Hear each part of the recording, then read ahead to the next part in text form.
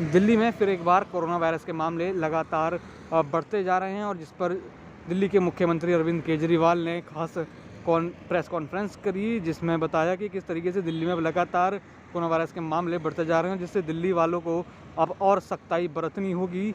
लगातार मास्क लगाना होगा, सोशल डिस्टेंसिंग का पालन करना होगा और हाथ धोते रहना होगा। साथ ही अरविंद केजरीवाल ने बताया कि दिल्ली में आज रिकॉर्ड 3,594 केस आए हैं, जो कि सितंबर के बाद अब सबसे ज़्यादा केस इस दिन हुए हैं, जिसका खुलासा खुद अरविंद केजरीवाल ने किया। और साथ ही एक महत्वपूर्ण जानकारी देते हुए कहा कि अभी लॉकडाउन के विषय में नहीं सोचा जा रहा है। अगर स्थिति बिगड़ती है तो जनता से बात करके फिर दोबारा विचार विमर्श करके इस पर फैसला जाएगा। हालांकि अभी लॉकडाउन जैसा कोई फैसला नहीं लिया जाएगा, उस पर जनता की पूरी तरह से राय ली जाएगी, फिर ही लॉकडाउन के बारे में कोई निर्णय लिया जाएगा। साथ ही उन्होंने बताया अब हमें वैक्सीनेशन को युद्ध स्तर पर बढ़ाना होगा, क्योंकि लगातार कोरोना वायरस के केस बढ़ते जा रहे हैं। तो उन्हें सिर्फ हेल्थ इंस्टीट्यूशन के अलावा और भी जगह हमें कैंप लगाने होंगे कोरोना वैक्सीन से, ताकि जिससे कोरोना वायरस को रोका जा सके। पिछले कुछ दिनों से दिल्ली में कोरोना के केसेस काफ़ी तेज़ी से बढ़ रहे हैं। देश भर में कोरोना के केसेस तेज़ी से बढ़ रहे हैं और दिल्ली में भी पिछले कुछ दिनों से कोरोना के केसेस बढ़ रहे हैं। 16 मार्च को दिल्ली में लगभग 425 केस थे और आज कल की रिपोर्ट अभी थोड़ी देर में अभी जारी होने वाली है, उसमें आज जो रिपोर्ट जारी होगी उसमें 3,583 केसेस हैं, 3,583 केसेस हैं। एक तरह से दिल्ली, जैसा मैंने हमेशा कहा है कि दिल्ली ने सबसे ज़्यादा मुश्किल कोरोना की स्थिति को एनकाउंटर किया है।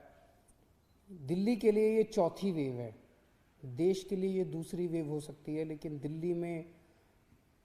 दिल्ली के लिए ये चौथी वेव है, चौथी पीक हम लोग एनकाउंटर कर रहे हैं।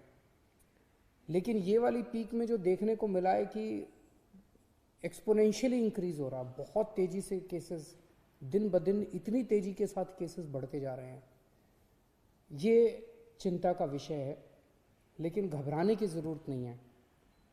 हम सरकार में इस स्थिति के ऊपर पूरी नज़र रखे हुए हैं और जो भी उचित कदम उठाने की ज़रूरत है वो सभी कदम हम लोग उठा रहे हैं।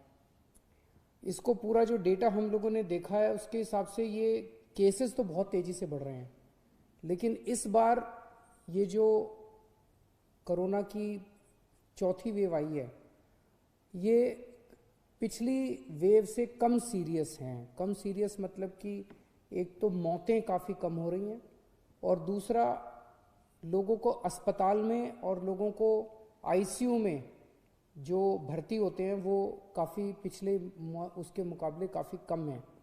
हम ये देख रहे थे कि अक्टूबर के महीने में जब लगभग इतने ही केस 3-4 हज़ार केसेस डेली आ रहे थे, उस वक्त आईसीयू में लगभग 1700 के करीब पेशेंट्स थे और आज लगभग 800 के करीब 50% के करीब पेशेंट्स हैं। उन दिनों में जब डेली 3-4 हज़ार केसेस आ रहे थे, 40 के करीब मौत डेली हो रही थी। आज 10-12 के करीब मौत डेली हो रही हैं। अभी जो स्थिति है, सरकार में लॉकडाउन किसी भी तरह का करने का कोई विचार नहीं है। हम स्थिति पे नज़र रखे हुए हैं। भविष्य में अगर ज़रूरत कभी पड़ेगी तो मैं आपसे बातचीत करके ऐसा कोई निर्णय लिया जाएगा, लेकिन अभी फ़िलहाल कोई लॉकडाउन करने का सरकार का निर्णय नहीं, सरकार का विचार नहीं है। लेकिन आज हमने मीटिंग करके ये देखा कि अस्पतालों में और कितनी व्यवस्था करने की ज़रूरत है, ताकि अगर लोग बीमार हों और वो अस्पताल में एडमिट होना चाहें तो एम्बुलेंस की व्यवस्था, अस्पताल की व्यवस्था, वेंटिलेटर की व्यवस्था, ऑक्सीजन की व्यवस्था और आईसीयू की व्यवस्था, ये सारी व्यवस्थाओं के ऊपर आज हम लोगों ने विचार किया है और इसके लिए पूरा प्लान तैयार किया है कि कैसे कैसे किन किन स्टेजेस के अंदर आईसीयू के बेड्स बढ़ाए जाएंगे, कब कब प्राइवेट अस्पतालों के अंदर आईसीयू के बेड्स बढ़ाए जाएंगे, कब कब सरकारी अस्पतालों के अंदर कितने कितने बढ़ाए जाएंगे, उसकी हम लोगों ने पूरी प्लानिंग की है। तो हॉस्पिटल मैनेजमेंट, हेल्थ मैनेजमेंट पूरा सिस्टम जो है, कोरोना में अगर आने वाले समय में केसेस इसी तेज़ी के साथ बढ़ते हैं तो उसको ध्यान में रखते हुए हम लोगों ने आज पूरी प्लानिंग की है।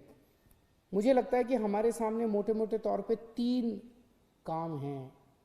एक, इसको फैलने से किस तरह से रोका जाए, जिसमें हम हमेशा कहते हैं टेस्ट, ट्रेसिंग एंड आइसोलेशन।